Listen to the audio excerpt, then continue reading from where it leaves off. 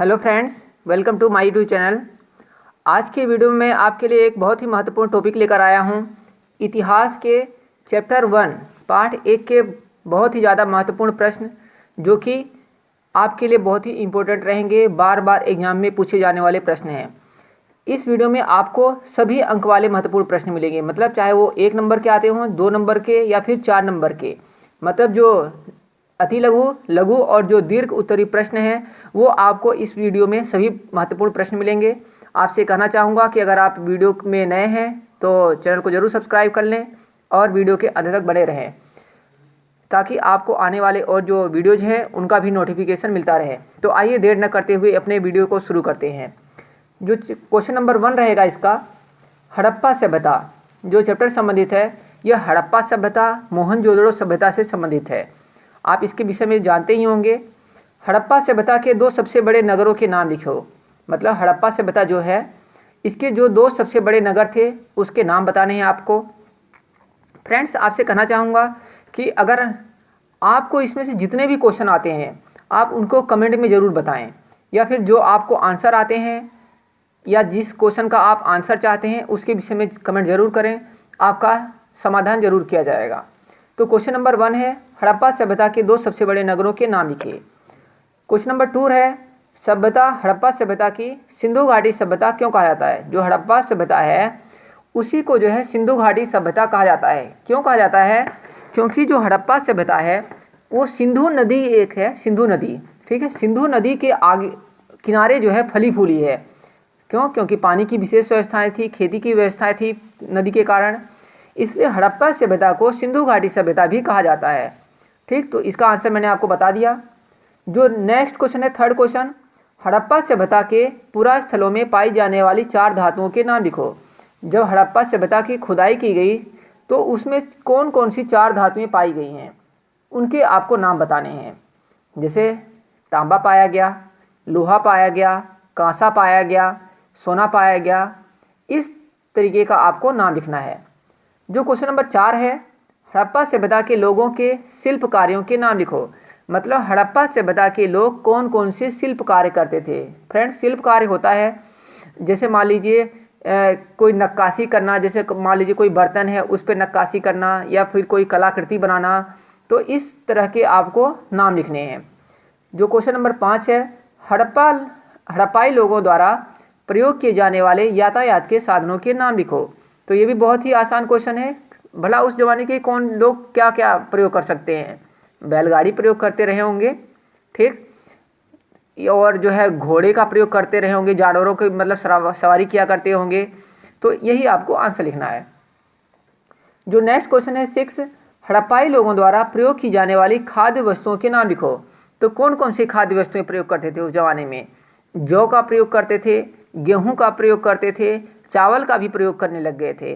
ठीक, तो हड़प्पाई लोगों द्वारा प्रयोग की जाने वाली खाद्य सामग्री कौन सी थी, आपको आंसर मिल गया होगा।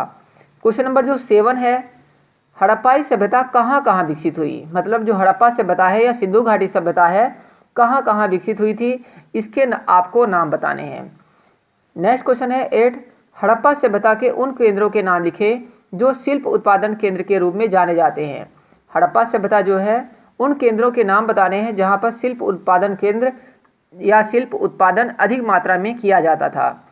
जो नेक्स्ट 9 क्वेश्चन है, हड़प्पा सभ्यता के 2 महत्वपूर्ण नगरों के नाम लिखो। हड़प्पा सभ्यता के 2 महत्वपूर्ण नगरों के नाम लिखने हैं।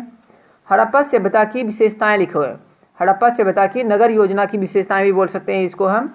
हड़प्पा सभ्यता की नगर योजना की विशेषताएं लिखो। तो यहाँ की नगर योजना कैसी थी आपको पता ही होगी। नालियाँ जो है सुव्यवस्थित थी, घर जो है जो खुदाई की जाती है आज भी, तो घर जो है पक्के मिलते हैं, सुव्यवस्थित मिलते हैं, कई मंजिला घर मिलते हैं।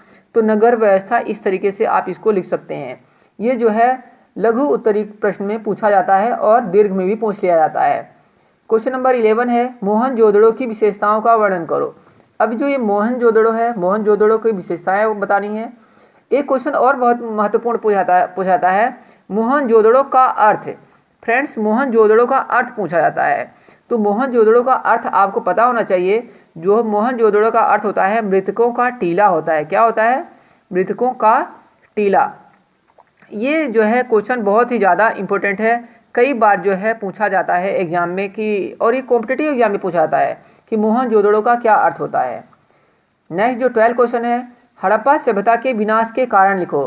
किस कारण से हड़प्पा सभ्यता का विनाश हो गया या हड़प्पा सभ्यता का पतन हो गया, किस कारण से हड़प्पा सभ्यता खत्म हो गई, आपको इसका आंसर करना है। कई पॉइंट्स में इसके आंसर करने होंगे आपको, ताकि अच्छे नंबर से आपको मिल सके, इस क्वेश्चन में अच्छे नंबर मिल सके। 13 क्वेश्चन रहेगा, हड़प्पा सभ्यता के अंतर्गत कला के विकास का विवरण प्रस्तुत करो। जो हड़प्पा सभ्यता है उसके अंतर्गत कला का विकास किस प्रकार हुआ, आपको वर्णन करना है। दीर्घ उत्तरी क्वेश्चन रहेगा ये। नेक्स्ट 14 क्वेश्चन, हड़प्पा सभ्यता की जल निकासी प्रणाली नगर योजना की नियोजन की ओर संकेत करते हैं, इस कथन की उदाहरण सहित पुष्टि कीजिए। फ्रेंड्स, ये जो है दीर्घ उत्तरी क्वेश्चन रहेगा। जल निकासी प्रणाली किस प्रकार की थी, जैसे आजकल के ज़माने में आपको पता होगा कि नालियाँ बनी रहती है, अंडरग्राउंड जो है ड्रेनेज सिस्टम रहता है। तो फ्रेंड्स, यहाँ भी कुछ इस तरीके की जल निकासी की व्यवस्था की गई थी। तो मतलब क्या है कि जल जो नगर व्यवस्था थी आधुनिक ज़माने की थी, कहने का मतलब ये है। तो इसी को आपको उदाहरण सहित प्रस्तुत करना है आपको।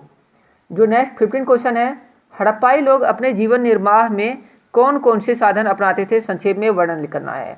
और जो नेक्स्ट इसका 16 क्वेश्चन रहेगा, मोहनजोदड़ो के सार्वजनिक स्नानागार पर संक्षेप में लिखो। ये भी बहुत ही ज़्यादा महत्वपूर्ण है। जो मोहनजोदड़ो सभ्यता में की जब खुदाई की गई जब यहाँ की, तो एक विशाल स्नानागार मिला है। एक क्वेश्चन और बनता है इसी क्वेश्चन से कि कहाँ पर या किस सभ्यता में विशाल स्नानागार मिला है। तो इसका जो आंसर होगा मोहनजोदड़ो सभ्यता में मिला है। एक विशाल स्नानागार मिला है जहाँ पर जो है पता चलता है कि पुराने ज़माने के लोग भी जो है, जो हड़प्पा सभ्यता के लोग जो थे वो जो है स्नानागार का प्रयोग करते थे। एक तरीके से हम स्नानागार बोल सकते हैं, स्विमिंग पूल जिसको आजकल बोलते हैं। तो यहाँ पर विशाल स्नानागार मिला है, उसके विषय में आपको वर्णन करना है। सार्वजनिक स्नानागार पर टिप्पणी लिखनी है। तो फ्रेंड्स, ये थे चैप्टर 1 के कुछ बहुत ही ज़्यादा महत्वपूर्ण प्रश्न जो कि एग्जाम में कई बार पूछे जाते हैं। इस चैप्टर में 5 से 6 नंबर के पूछे जाते हैं क्वेश्चन, 5 to 6 मार्क्स के इसमें क्वेश्चन आते हैं। तो आपसे कहना चाहूँगा कि अगर आपको वीडियो पसंद आता है तो इसको ज़रूर लाइक कर लें और चैनल को सब्सक्राइब कर लें, ताकि आपको जो आने वाले और इसी प्रकार के वीडियोज़ हैं वो मिलते रहें। मिलेंगे नेक्स्ट वीडियोज़ में। Thank you friend for watching this video.